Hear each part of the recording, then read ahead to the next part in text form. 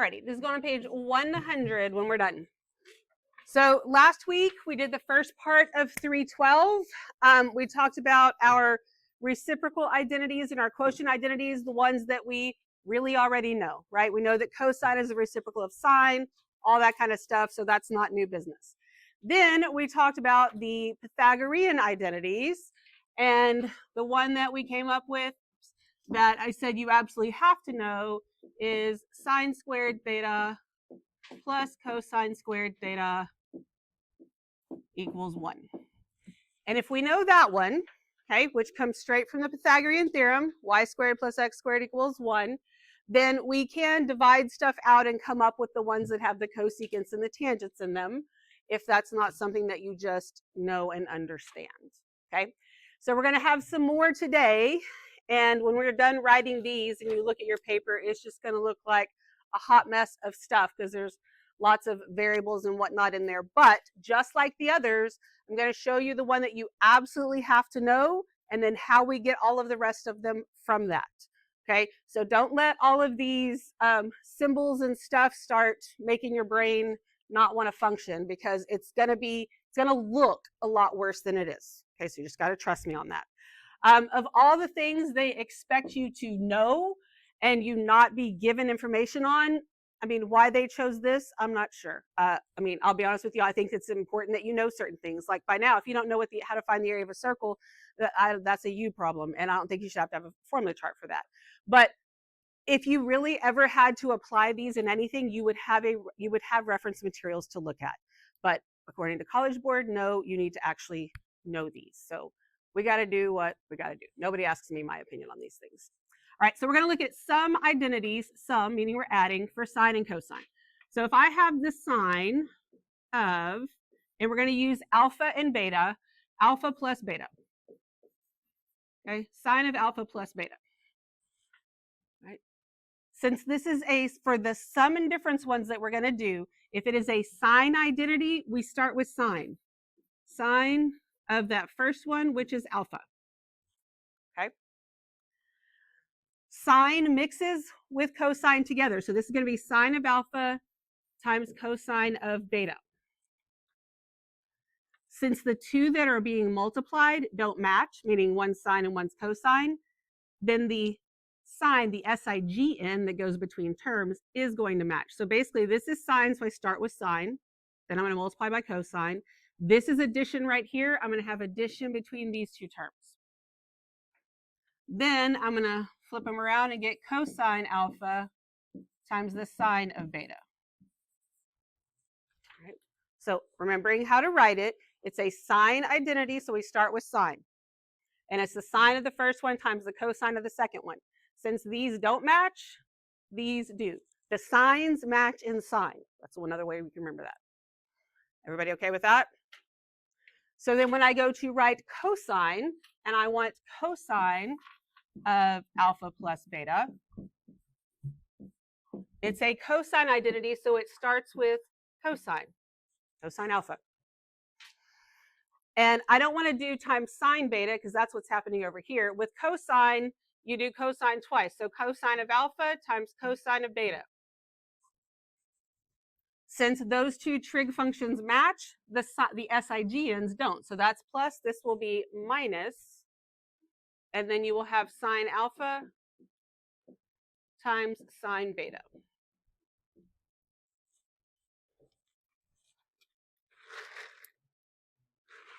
You see how you're looking at what's the same and what's different? Okay, sine starts with sine, cosine starts with cosine, and then it'll be alpha beta for all of them. If these two don't match, the sine does. If these two do match, the sine doesn't, and the sines match in sine. Okay, now are you going to have these 100% nailed down in your brain before you leave today? Probably not, and that's okay, because it's going to take some practice. But my suggestion to you as you go through these things is, even if it's not required for you to write it down every time. That helps you commit it to memory as well. Okay, we good so far? All right, so now those are my sum identities. Let's look at the difference identities. So this was sine of alpha plus beta. What if I have sine of alpha minus beta? The only difference is going to be the SIGNs.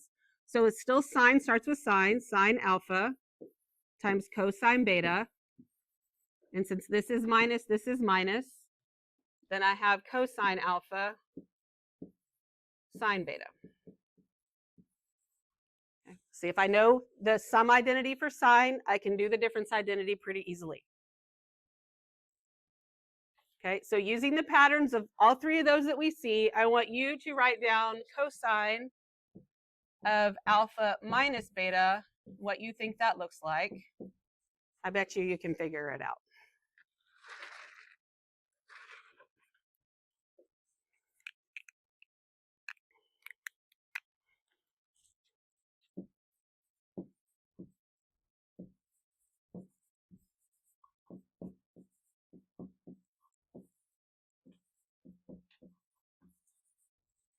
And you can double check yourself with me. Since it's a difference, we should be adding, and then cosine, cosine, sine, sine. Everybody okay with that?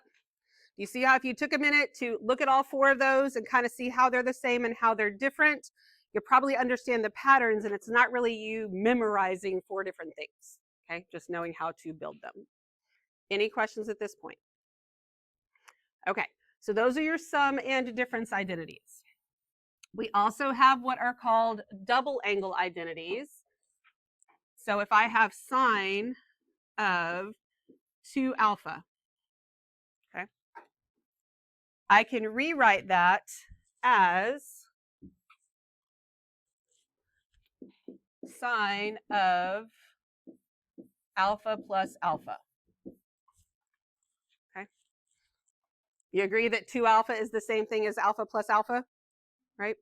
Okay, so now I can look at this as a sum identity. And since it's sine, I start with sine. Sine alpha times cosine of the second one, which is also alpha. Since this is sine, the signs are the same, so that's plus. And then I get cosine alpha, sine alpha.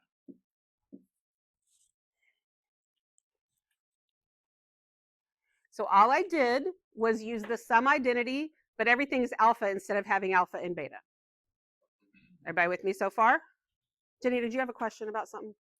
They were back there discussing, but you got it figured out? Yeah, okay. Now, if you look at these two terms, they're flipped around, but are they actually the same thing? It's like 2 times 3 and 3 times 2, right? So really just have 2 of the same ones. Would you agree with that if I flip that second one around? So then sine of 2 alpha is really just 2, excuse me, sine alpha cosine alpha.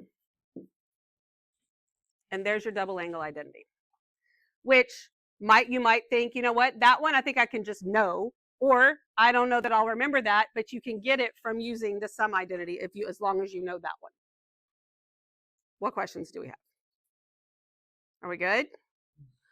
Okay, so then if I have cosine of 2 alpha, that's the same as cosine alpha plus alpha, right? Just splitting up the 2 so that I can look at it as a sum identity.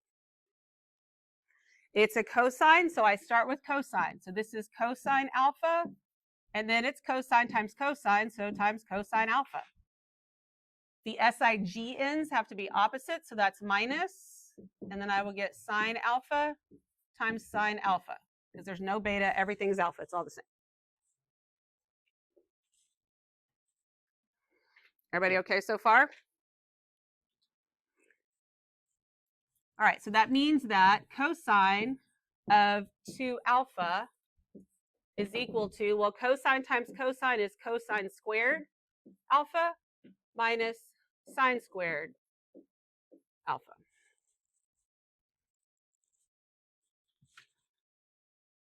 Looks a lot like the Pythagorean identity, right? But the Pythagorean identity, it's plus. So if you can remember that it looks like that, but it's minus instead of plus. Yes, sir.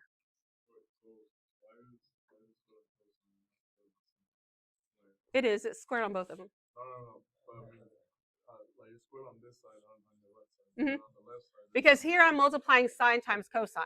Here I'm multiplying cosine times cosine. Okay, does that make sense? And I just have two of those. Okay, gotcha. Everybody else good? So again, think about the fact that it looks like Pythagorean, but if on the Pythagorean identity, what we wrote at the top, I put sine squared plus cosine squared equals 1. If I put cosine squared plus sine squared equals 1, same thing. Here, though, the order matters because of the subtraction, but it's a cosine identity. Cosine comes first. Also, if you remember from last week, if I have this, I could solve for sine and say sine squared theta is equal to 1 minus cosine squared theta. Right? That's the same thing. So there are different versions of the double angle identity for cosine. I'll write the other ones down so we can talk about them.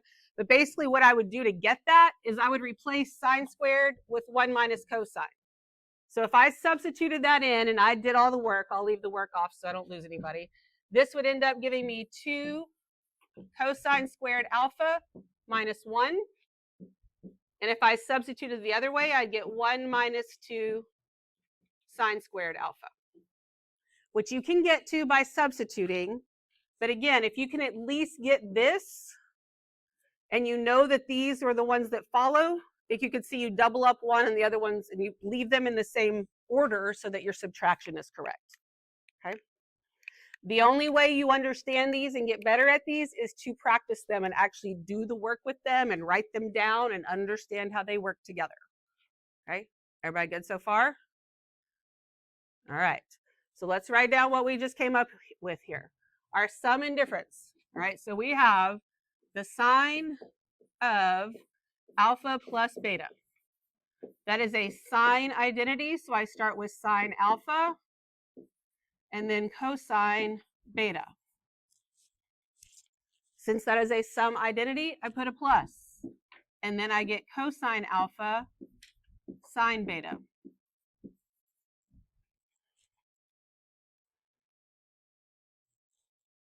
Everybody see how that works? And if I have that one, then I can take this, and the difference between the sum and the difference is just the sign in between the two terms. That's it. So then this becomes sine alpha cosine beta minus cosine alpha sine beta. Okay, and that's what we came up with up there. We're just writing them in our little chart here. Everybody good so far?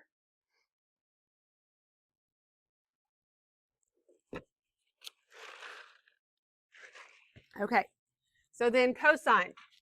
Cosine of alpha plus beta. This is a cosine identity, so I start with cosine alpha. But this is cosine cosine, so that's cosine alpha sine alpha. No, I just said cosine cosine, and then I'm doing the wrong thing. Sorry. Cosine alpha cosine beta. And then the signs are opposite, minus sine alpha sine beta.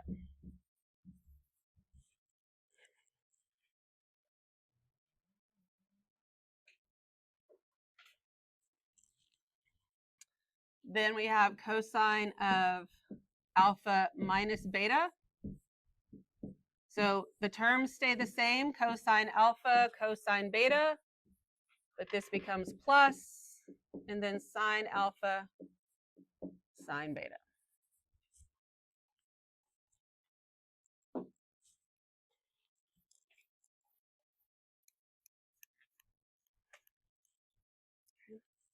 Double angles, if I have sine of 2 alpha, I'm mixing sine and cosine, right? So this is 2 sine alpha, cosine alpha.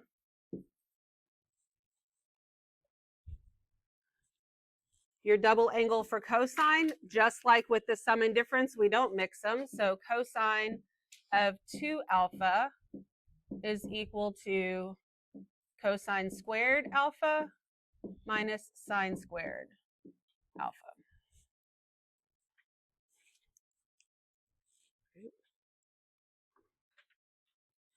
And those are your other identities that you have to know. And there's actually even some other ones, but I'll share that with you here in just a second. Let everybody finish writing this down. I want to show you something. I want to show you that this is really a full reference sheet. I'll zoom in a minute so you can see it. And this doesn't include every identity that exists, but we did work with a whole lot more of these before this was AP, but we could use a reference sheet. We can't do that anymore. So let's talk about on this full sheet, what you would see on the inside cover of a textbook or something like that.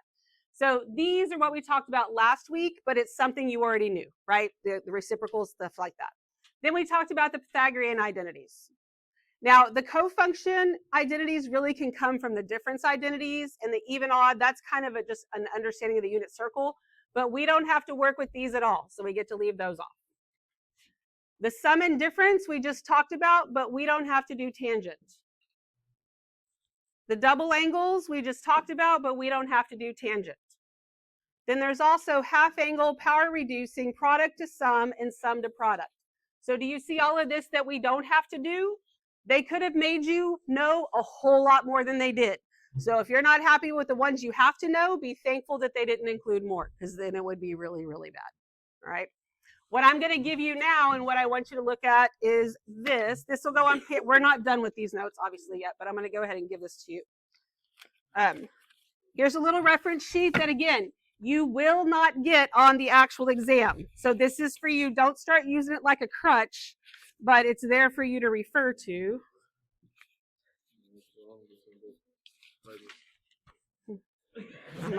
I'm not agreeing with anything that you randomly say.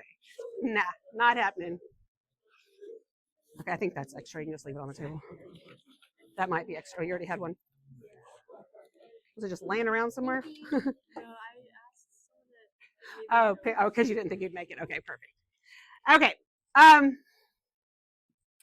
right. So as you can see on here, reciprocal and quotients, that's from last week, but I think those are a no-brainer.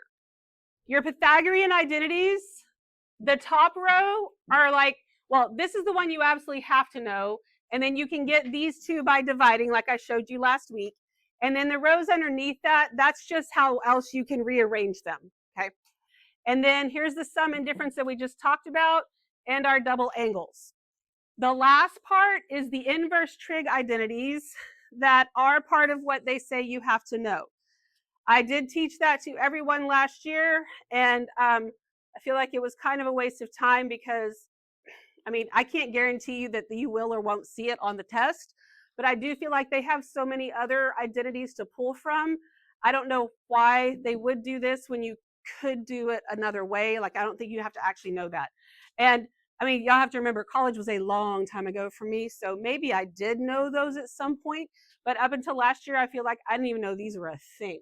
So I just find it very weird what they have included sometimes and what they haven't. So this will be one of those things that I do a little video on. If you're aiming for that 5, you want to watch that and make sure you get it. If you feel like the rest of this is enough and you don't want to look at that, you know, that's up to you. Okay, that makes sense? All right, so let's move on with the notes then. We are here. Let's see what kind of different ways we're going to use this. It says, which of the following is equivalent to this expression? Now, since this is brand new to you, I don't expect you necessarily to know them, so we can use our little half sheet. But I need to find something that would, and after you do it for a while, hopefully you at least recognize that, oh, I think that's a double angle identity. Sine comes first. This is actually sine 2 theta. That's equal to 2 sine theta cosine theta. Right? And that's what I have here. This is this right here. So that means my theta is pi over 14. Not a value you're familiar with, but it doesn't matter because it's not asking you for the actual sine or cosine value. So I know that this would be the sine of 2 times the theta, which is pi over 14. Just knowing that much, I can eliminate the cosine, and I can eliminate b also. And then I just have to know, is 2 times pi over 14, is that pi over 7 or pi over 28? Pi over 7. My answer is C. Okay. So I didn't have to write out my identity or do anything like that. That might be something you do have to do, but not necessarily what you'd have to do on every single one of them. You just have to know which ones they go with. Okay. What questions you got? All right. So then let's look at this here. It says the function k is given by this right here. Which of the following is an equivalent form? So I'm looking for my equivalent form here. And what we know just of this part, I'm going to ignore the 4 for just a minute, but I know that the cosine of 2x looks like Pythagorean theorem, but we start with cosine. So cosine squared x minus sine squared x. And then we have multiple forms of this. Just because you have one doesn't mean you always need to write down all of them, but this is new, so we're going to. I can make this into, I can double the first one and get 2 cosine squared x and then minus 1. Or it's 1 minus 2 sine squared x. Now, when I look at what it's actually asking me, I want 4 times that, right? If I do 4 times this, that looks very similar to this, but is it the same thing? No, because that's minus and this is plus, and multiplying by 4 is not going to change that from subtraction to addition, right? So it's not D. The other thing is, multiplying by 4 on any one of these versions will not make me lose a term, so that one doesn't make sense either. And if all I'm doing is multiplying through by 4, am I going to change where cosine lives? No, it's still going to be first, so it can't be B, means my answer is C. Okay. What questions you got? We good? All right. All right, which of the following? We've got cosine times cosine minus sine times sine. So if it's cosine times cosine, is it a cosine or a sine identity? Cosine. So this is a cosine of alpha, and then this is minus, cosine is opposite, so it would be plus beta. You agree with that? This is alpha, this is beta. So this is going to be the cosine of pi 8ths plus pi 16ths. All right, well, that eliminates D and B because those are both sine. Also, before I waste any time actually adding those fractions, if I add pi 8ths to pi 16ths, any chance I get pi 16ths? No, not if I do it right. So that's a no, and my answer is C. Okay. We good on that? What questions you got? You'll have no hope if you never look at the identities again. You won't have a clue what's what. Okay, you got to practice them. Questions? All righty. You have a question? Ask me a question. All right. The figure shows a circle centered at the origin with angle measure theta in standard position. The terminal ray of the angle intersects at point P, and that's at 512. I want the value of sine of 2 theta. All right, well, if that's at 512, this is 5, this is 12. What is the length of the hypotenuse? This is a super easy question. It requires 0 work. What is it?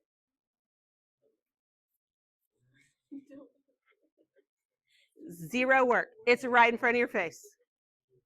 It's 13. The radius is 13. This is 13. Make sure you pay attention to that because it's not a unit circle. All right?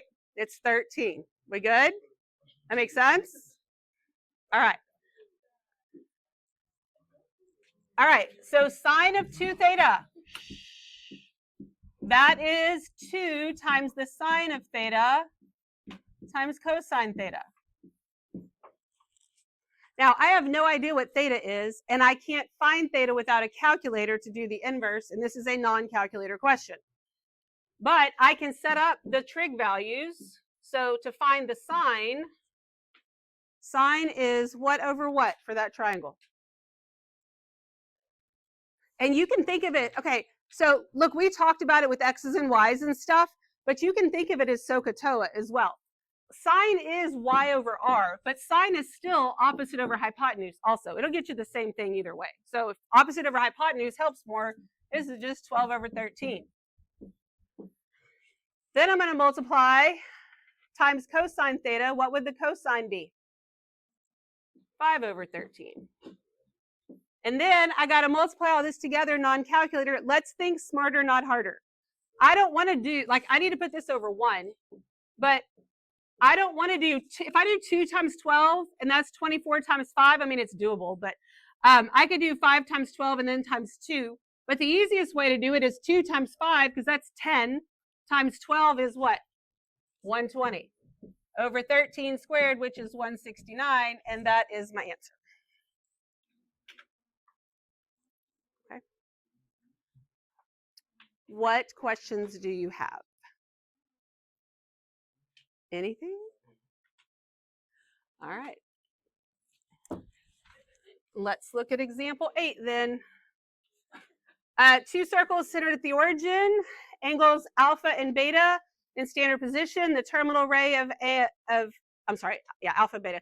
The terminal ray of angle alpha is at point P, so that's right here. So I've got this triangle, and beta is at point Q, and then it gives me my ordered pairs. So this I know is -5 and square root of 11. What's the hypotenuse? 6. This is going to be 2 and square root of 5. What is the hypotenuse? 3. Okay, it's the radius. So the first thing we want to find is cosine of 2 alpha.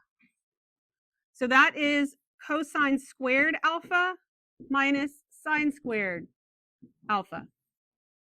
Whether you know it, whether you had to use the some other identity to get there, like you got to figure out how you got to get there to know them. And then what is the cosine of alpha? It's x over r, right? So -5 over 6 squared. Sine of alpha is y over r, so that's the square root of 11 over 6 squared.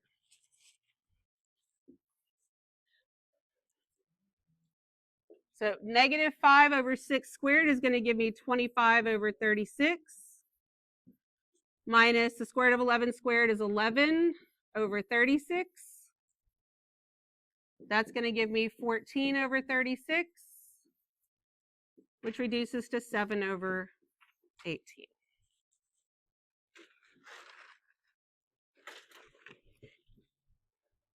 What questions do you have? Anything? Okay. Then we have sine of alpha plus beta. So that I'm going to start with sine. That'll give me sine of alpha. Sine mixes the two, so then that'll be cosine beta. The signs are the same, so it's plus. And then cosine alpha, sine beta.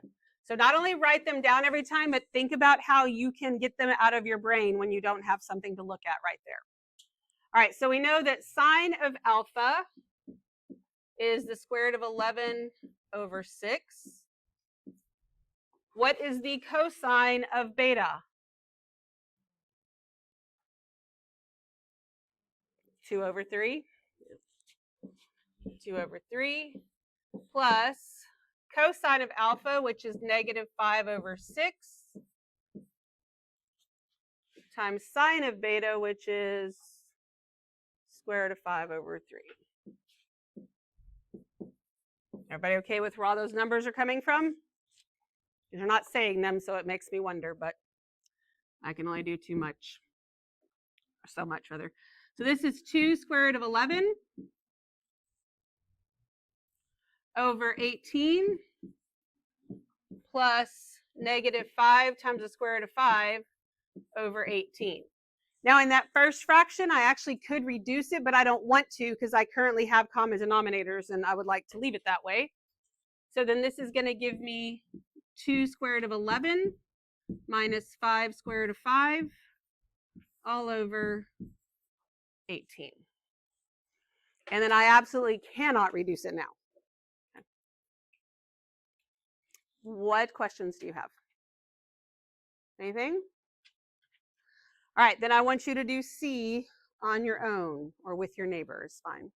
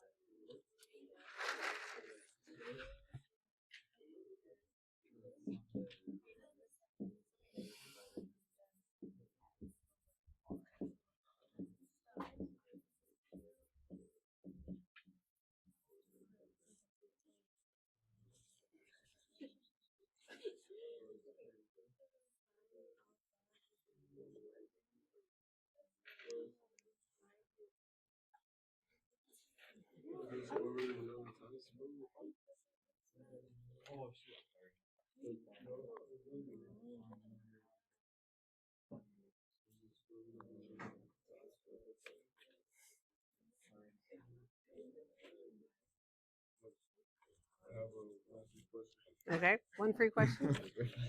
So we're multiplying. So would it look like You that, multiply, yes, but you can actually multiply everything inside together. So 50 Yep. square root of- Yep. You got it.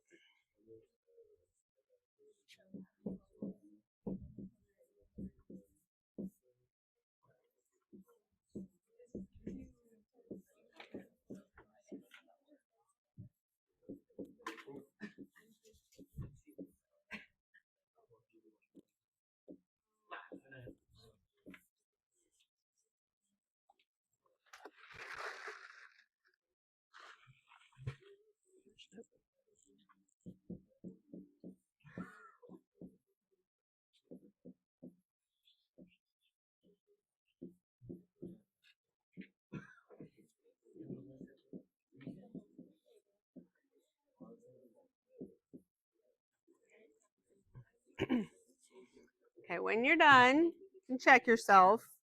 So there were some questions about the square root. Remember, when you're multiplying square roots, you can multiply everything outside the square root together and everything inside the square root together, but you can't mix inside and outside.